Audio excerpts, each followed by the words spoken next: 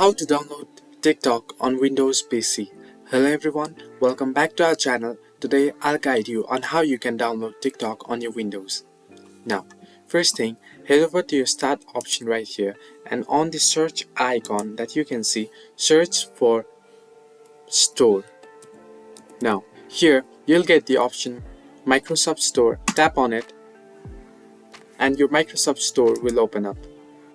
Now, once this opens up, on the search icon above, search for TikTok. Here, once you search for TikTok, you'll get the app right here. You can see there are two TikTok apps. Now, once here, tap on the Get icon that you can find on the screen. Now, once you tap on Get, it will start downloading and it will get installed automatically on your device and you can open it. So this way you can download and install TikTok on your Windows PC.